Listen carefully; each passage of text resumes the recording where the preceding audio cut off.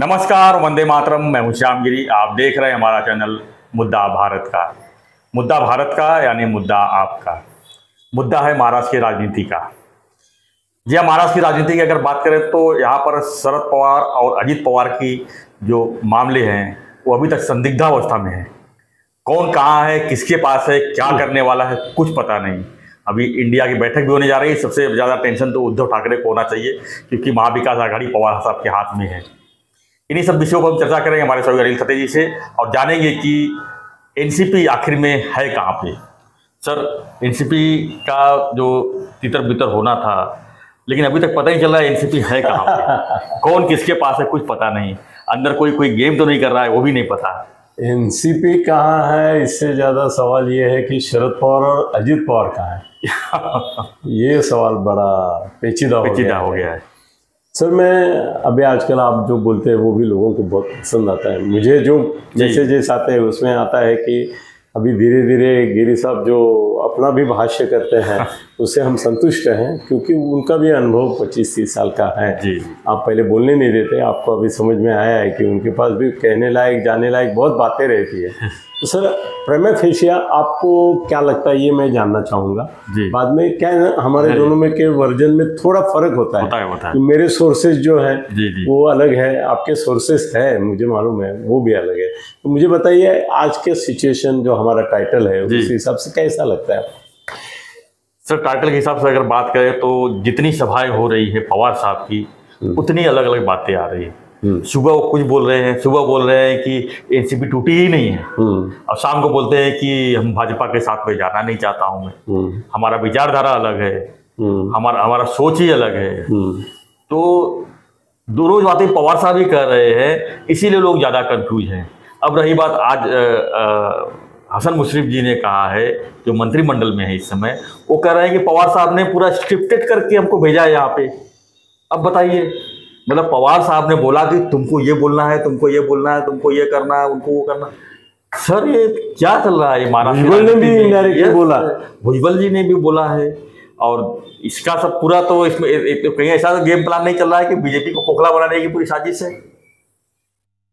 ये सवाल मैं आपसे पूछ रहा हूँ। मैं वही बोल रहा हूँ सर, बीजेपी को खोखला बनाना आसान नहीं है। जी, वो तो है, क्योंकि बीजेपी एक ऐसी पार्टी है कि जहाँ पे ये बाजार बुणगे जो है, राष्ट्रवादी के हैं, कांग्रेस के हैं, शिवसेना के हैं, सबके वो ले रहे हैं, मगर उतना अपना जड़ें मजबूत है, उनका अपना एक केडर है। देश में एक जमाने में कम्युनिस्ट केडर रहता था, ये आरएसएस का केडर जो है, जो बीजेपी का भी है भाई, वो एक केडर है।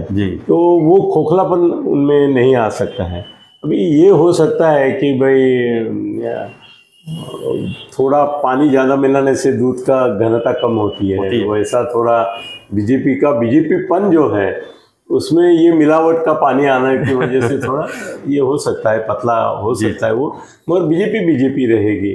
ये सर, मुझे पहले जब सुबह से अपने पवार साहब ने बोला कि अजित दादा हमसे नेते आहेतच, तो मैं बोला कि ये जो गेम मैं बोल रहा था, परसों मैंने बोला था कि मोदी और शाह ही इनसे करवा रहे हैं सर, ऐसा बोला था मैं। बहुत लोगों ने मुझे दाद भी दी, बोले उनकी अनुमति बिना, सहमति बिना, सम्मति बिना और उनकी सक्रिय सहानुभूति के बिना ये ऐसा गेम नहीं कर सकेंगे, उनकी हिम्मत नहीं है।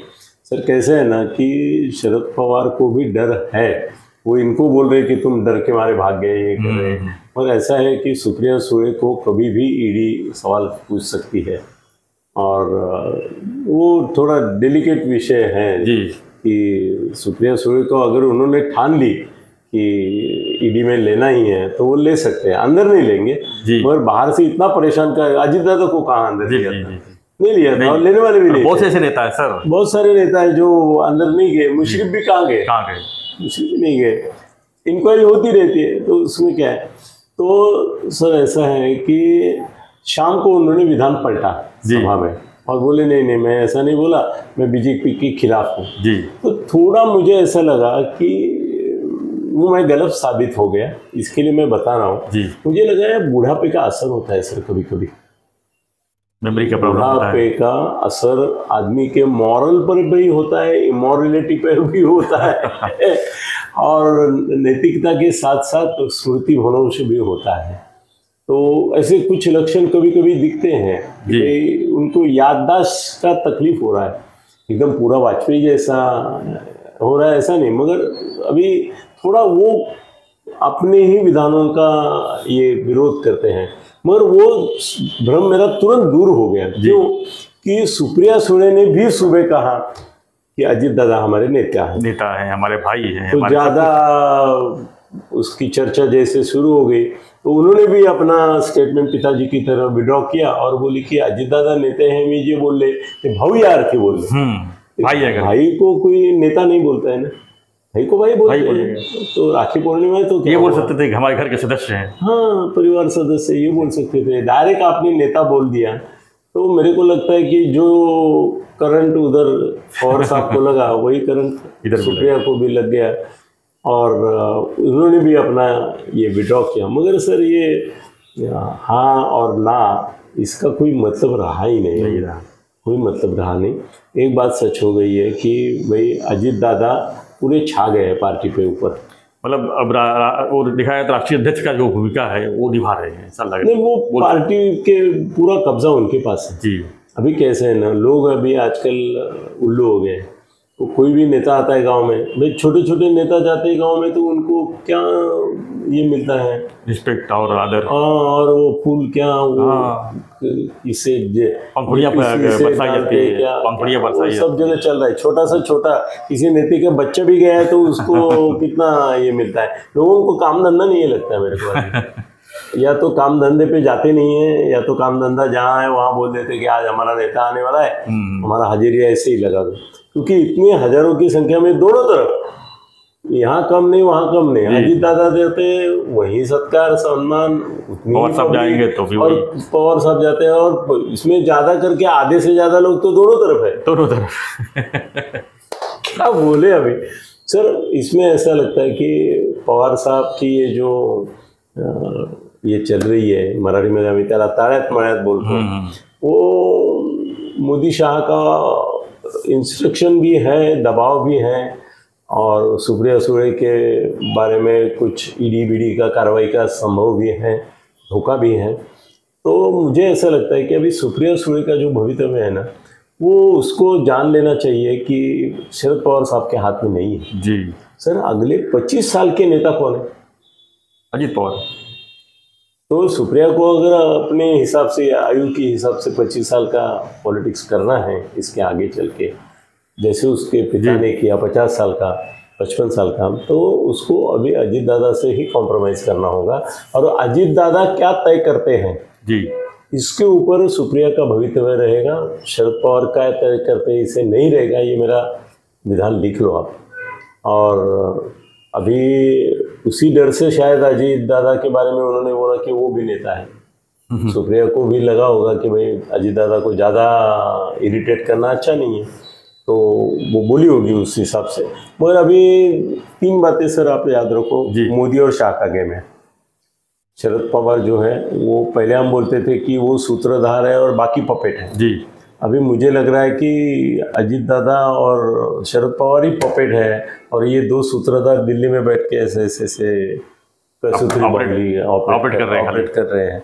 और उसी वजह से, और वो क्या है ना, वो हमारे यहाँ मराठी में एक शब्द भ्रमकार करके रामदास पाध्ये करके मेरे मित्र हैं जी, वो क्या करते हैं, वो जो बाहुला रहता है वो हाथ में रखते हैं जी, गुड़िया मुंह से बोलते हैं, हाथ से पपेट, मुंह ऐसा बंद रखते हैं, इसलिए लोगों को लगता नहीं कि वो बोल रहे हैं, मगर पपेट वो बोलता है, वो जो बोलते हैं वो। मेरे को लग रहा है कि पहली बार जिंदगी में शरद पवार साहब और अजीत दादा ये ऊपर जो सूत्रधार 2 बैठे हैं उनके पपेट के रूप में भी काम कर रहे हैं। वो पपेट को जो चाहिए उनको संभ्रम निर्माण करना है महाराष्ट्र में और महाआघाड़ी में जी, और इंडिया में। देखो इंडिया का भी 31 और 1 को बैठक है, ये बैठक है। उस बैठक में हर एक आदमी शक की नज़र से ही देखेगा पवार साहब को, बिल्कुल यही उनको चाहिए। कोई भरोसा ही नहीं कर पाएगा सर। इस मीटिंग के बारे में मैं थोड़ी बात बाद में करूँगा, क्योंकि अभी आज नहीं तो कल, अभी आज मेरा दोस्त घर नहीं है, 31 तारीख के पहले मैं मिलूंगा तो मैं आपको ऐसी कुछ जानकारी अलग से दे दूंगा। मगर अभी एक बात जो है, ये मोदी शाह का खेल है, ये जैसे आप समझ जाएंगे, इसकी परवाह नहीं करेंगे वो क्या बोलते हैं नहीं बोलते, कितनी सभा लेते हैं नहीं लेते। दूसरी, पूरा मंत्रिमंडल जो है वो अभी पवार साहब को अकल सिखाने की बात कर रहे हैं। हाँ, है कि नहीं? रोज एक अभी मुशर्रफ ने बोला जी, और अभी भुजबल साहब भी बोल रहे हैं, सब बोलेंगे। अरे तुम्हारे दिलीप वळसे पाटिल ने भी बोला जी, और वो सब उनकी पोल खोल रहे हैं कि ऑफ द रिकॉर्ड पहले इन्होंने जो जो उनको बोला कि ये करो वो करो, बीजेपी में ये करना है वो करना है, वो सब बातें बाहर आ रही है तो एक्सपोज हो रहे हैं। जिंदगी में इतना वस्त्रहरण उनके ही लोगों ने जितना किया पिछले 8 दिन में, ऐसा कभी नहीं हुआ था। शायद ये भी इनकी चाल हो सकती है कि यहाँ से उनको बोलेंगे कि ये करो वो करो वो करो, और यहाँ से इन लोगों के साथ से वो भी पोल खोल। 2019 में भी तो उन्होंने किया, 2 दिन सरकार जो बना था पवार साहब की सहमति से बना था, बाद में उन्होंने किस तरह से गेम खेला उन्होंने देखा। ऐसा है कि पवार साहब के बुरे दिन आ चुके हैं, अजीत दादा के अच्छे दिन आए क्या, इसके बारे में मैं अलग से बात करूँ जी। मगर एक बात है कि अजीत दादा ने शरद पवार साहब को मात दे दी है। अभी सुप्रिया को चाहिए कि उसको अगर ज़िंदगी आगे जो पॉलिटिकल राजनीतिक ज़िंदगी है उसकी, उसको संवारना है संभालना है, तो अजीत दादा से जितना जल्दी हो सके पैचअप कर ले, ये मेरी सलाह है। सर, अपने जो कुछ एनसीपी के भी लोग होंगे, कुछ अजीत दादा के भी और पवार साहब के अलग अलग लोग होंगे अपनी बात, उनको क्या मैसेज देना चाहेंगे आप, हमारे व्यूअर्स जो है? हाँ, अजीत दादा के साथ हो जी। शरद पवार का साहब का कोई भवितव्य नहीं है, ना उम्र के हिसाब से है, ना राजनीतिक हिसाब से है, ना इंडिया में कुछ है उनका भवितव्य। तो आपको अगर राजनीति में रहना है, आगे बढ़ना है, कुछ होना है, कुछ पाना है और कुछ खोना नहीं है, तो आप अजीत दादा के साथ रहो, यही मेरी सलाह रहेगी। अजीत दादा ही अगले 25 साल तक महाराष्ट्र में एक शरद पवार की जो भूमिका थी वो निभाएंगे। धन्यवाद सर। सर, एक सवाल और भी सामने आया था, बिल्कुल। कि क्या अजीत दादा के लोग जो है इन फ्यूचर भाजपा से भी तालमेल कर सकते हैं? कर सकते हैं जी। इनमें से सर अभी देखो कि आपने ऐसा मुद्दा छेड़ा है सर कि आप अगर आपके मोबाइल में जाके देखेंगे तो मैंने एक थंबनेल डाला है जी। आज के लिए नहीं डाला है, तो कल के लिए डाला था, मगर आपने वो पढ़ लिया शायद, मेरे को क्रेडिट लेता हूँ सर। जैसी शिवसेना उन्होंने तोड़ी और शिंदे साहब का गुट अलग हो गया, तो सर अभी मुझे 2 संभावनाएं दिख रही है। जो मैं आज बोलूँ तो वो गोप्य स्फोट ही रहेगा सर। बीजेपी वाले शिंदे साहब की शिवसेना और अजीत दादा की राष्ट्रवादी दोनों फिर से एक बार तोड़ेंगे, अंदर अपने साथ में ले लेंगे उसको। इनमें से कुछ बोलेंगे हम बीजेपी के टिकट पे खड़े रहेंगे, और उसमें पर्टिकुलरली लोकसभा के लिए जो शिवसेना के शिंदे गुट के सदस्य हैं वो सब बोलेंगे कि हम बीजेपी की इसके ऊपर खड़े रहते हैं। और शिंदे साहब भी परमेव सर, शिंदे साहब उदार मतवादी बोलेंगे वहाँ से यहाँ से तुमको चुन के आना है, चाहे कुछ भी संभाल लो, उधर से आओ, वैसे भी हम उनके साथ ही हैं। मगर अजीत दादा के लिए मुसीबत हुई अगर उनके लोग बोल गए कि हम बीजेपी के चुनाव चिन्ह पर चुनाव लड़ना चाहते हैं या बीजेपी में जाना चाहते हैं, फिर इनकी ताकत भी थोड़ी सी टूट जाएगी सर। मेरे को तो दोनों जगह 1/3 लोग दिख रहे हैं जो बीजेपी की ओर ऑलरेडी चले जाएंगे। तो आपने बहुत सारा अच्छा मुद्दा ये किया, रेज किया है जी। दोस्तों, जैसे मैं आपको एक सलाह दी कि आपको अजीत दादा के साथ रहना चाहिए अगर आप राष्ट्रवादी में हैं, तो वैसे मैं बोलूँगा कि अभी अगला गवर्नमेंट दिल्ली में और दिल्ली में महाराष्ट्र में बीजेपी लीड ऐसा ही गवर्नमेंट होगा।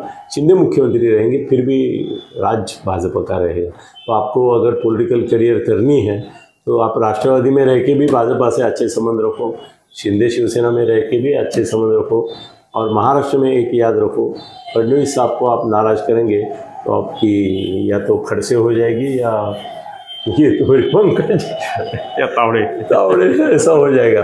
तो फडणवीस साहब को आप गॉडफादर मानो और उनके नज़दीक रहो, यही मेरी सलाह रहेगी। शिंदे साहब की भी नज़दीक रहो, और शिंदे फडणवीस जोड़ी जय वीरू की जोड़ी है। ये अजीत दादा जो है वो बाहरी ये रहेंगे सर, उनके बारे में वो आत्मीयता जो शिंदे और फडणवीस में आत्मीयता है, हर काम में एक होता है थर्ड पार्टी ये थर्ड पार्टी जी, ये है थर्ड पार्टी की भूमिका में अजीत पवार जी रहे हैं। मगर अजित पवार भी तगड़ा नेता है, आगे बढ़ेंगे वो, उसमें कोई दिक्कत नहीं है, मगर उनको ना लास्ट में ये राष्ट्रवादी का खिचखिचाहट अगर ज़्यादा हुआ ना तो बीजेपी में जाना पड़ेगा। वो बोलेंगे क्या फ़र्क पड़ता है, इतने लोग हमारे बीजेपी में गए। सर बीजेपी में अभी तो ओरिजिनल बीजेपी का मैं बाहर के ही ज़्यादा है, राष्ट्रवादी के लोग सब भरे हुए हैं, सब भरे हुए हैं। तो हो सकता है भुजबल भी, ये भी एक एक का आया ही था, खाली जयंत पाटिल का मामला भी मन बदल लिया है तो कपड़ा बदली करने में कितना टाइम लगेगा सर। क्या बात है, क्या बात है, क्या बात है। तो फडणवीस साहब और बीजेपी के साथ आपके रिश्ते अच्छे होने चाहिए, भले आप राष्ट्रवादी में रहो या शिंदे गुट में रहो, क्योंकि शिंदे गुट के टिकट वाटप में भी फडणवीस का हस्तक्षेप रहेगा कि नहीं? पक्का रहेगा शिंदे गुट के सबसे ज्यादा में बहुत सारे टिकट में फडणवीस का, महाराष्ट्र की पूरी जवाबदारी फडणवीस के हाथ में रहेगी। भले साथ में शिंदे साहब हैं, साथ में अजित पवार हैं, लेकिन पूरी जवाबदारी जो है फडणवीस के हाथ में ही रहेगी। फडणवीस को एक बार ऊपर से अगर सपोर्ट है तो कुछ नहीं होगा जी। तो आप उनके साथ रहिए। आज सलाह भी देना शुरू करना चाहिए सर। बिल्कुल बिल्कुल सर, बिल्कुल। एक वीडियो ऐसा भी बनाना चाहिए आगामी चुनाव के पहले क्या क्या करना चाहिए जी। चलो सर, धन्यवाद धन्यवाद। जय हिंद, जय Maharashtra. Like share and subscribe compulsory. Thank you, धन्यवाद।